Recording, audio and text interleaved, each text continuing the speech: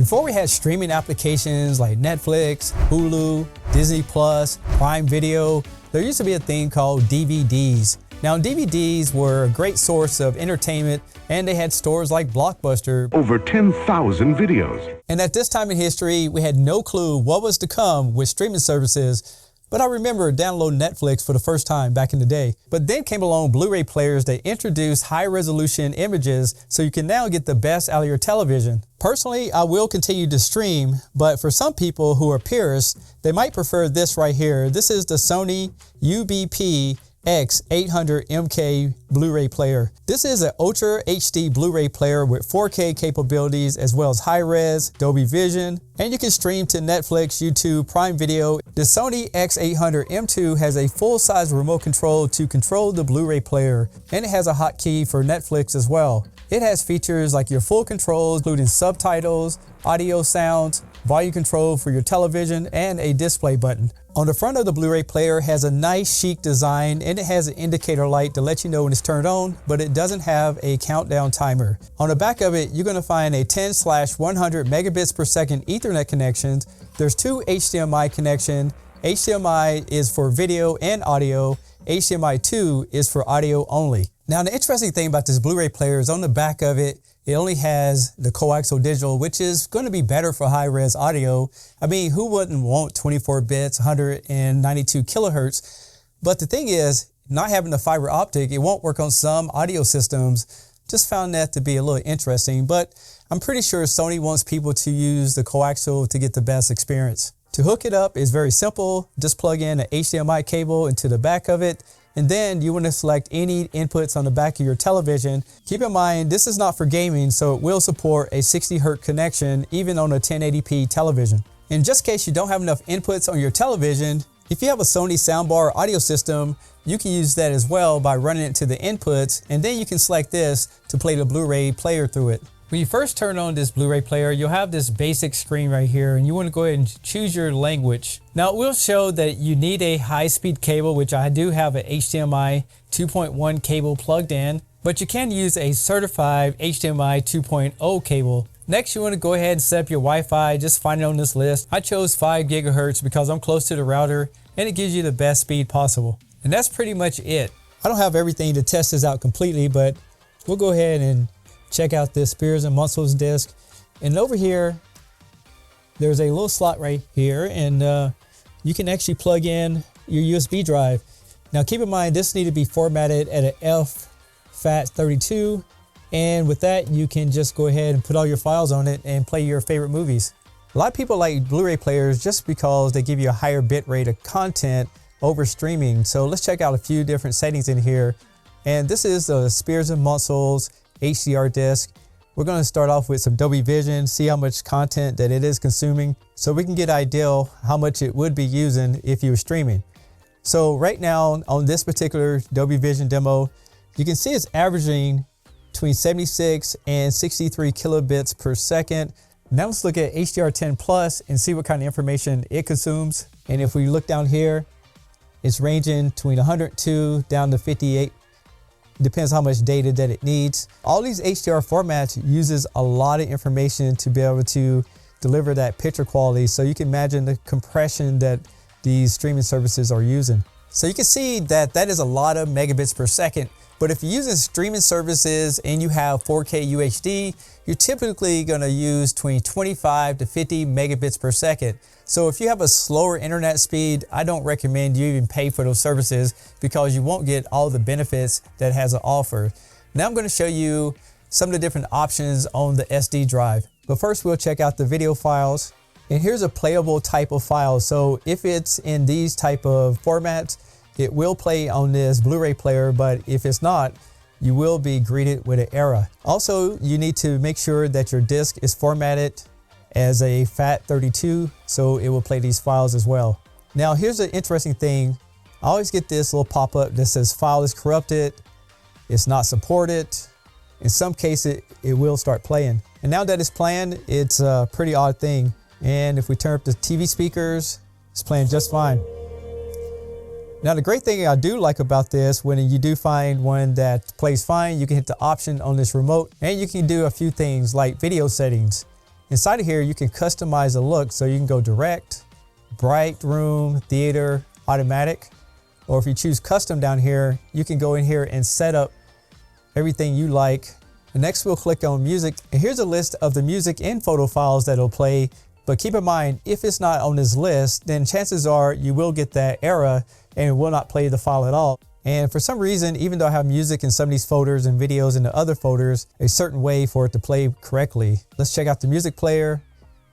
Again, I get that file is corrupted, music file is not supported, not even touching anything, it's still looking for it, and it starts playing. So I don't know if that's a glitch or just my setup here. And if you hit the option on this one, let's see what we get. So you get a different set.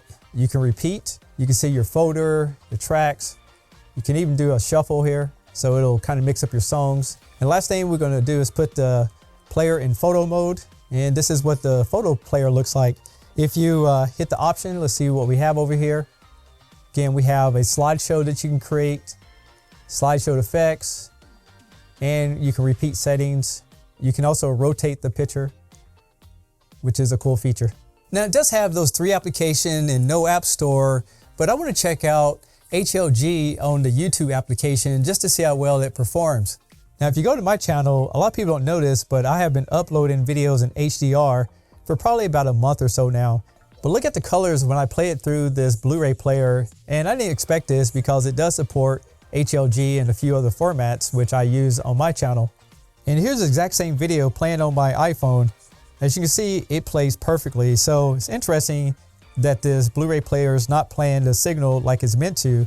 And even using this Bravia 7, this is the native YouTube application and is playing perfectly as well. So the Blu-ray player does good, but I just think some of the software in it just a slight bit outdated. Blu-ray players are great, but I think people will continue to stream, and here's why.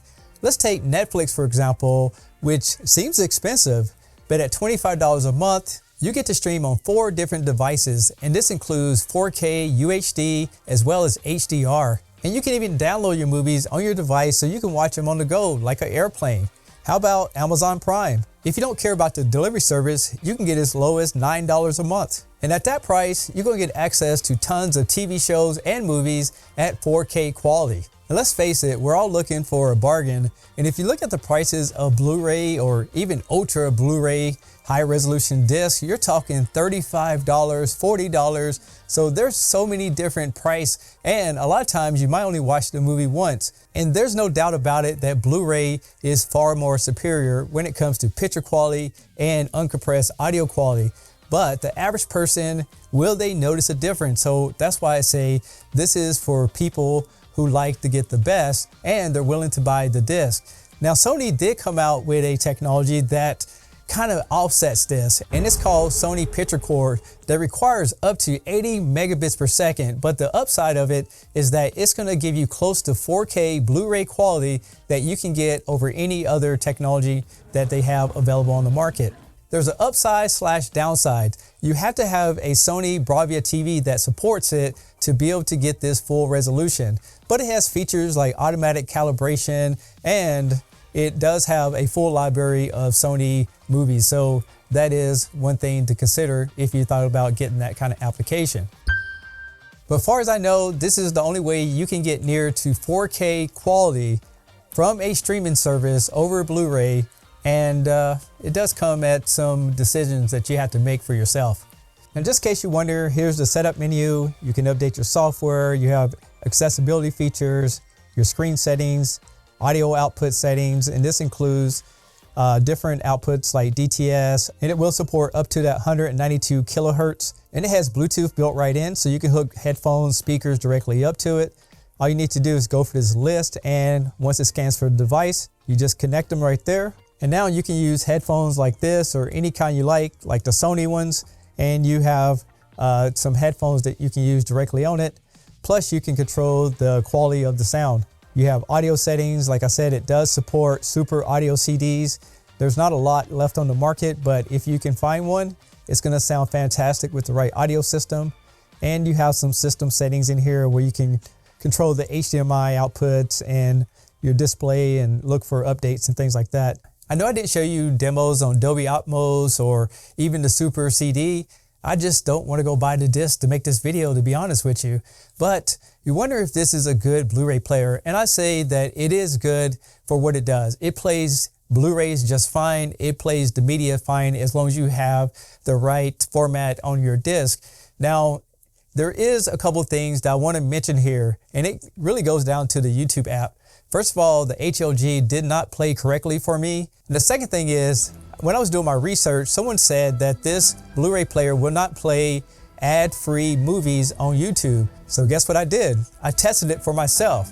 And this is pretty interesting. Once I clicked on the movie, I got a green spot in the corner of the screen, and I waited probably about 45 seconds, and then it went to a half green screen that eventually turned into a full green screen. What I'm trying to say here is that if they update these applications, I think you'll be fine. Far as that, I really like all the features that this Blu-ray has to offer, and it's less than $300, so it will play your old CDs, your DVDs. It also plays your Blu-ray, your HD Blu-rays, and it does support that high-res audio if you have the right audio system. So I would say that it's going to be great for what it is. I'm Tech Steve. If you have any questions, leave those down below. And if you want to buy one, I'll leave links as well. Thanks all for watching, and I'll catch you on the next one. Peace.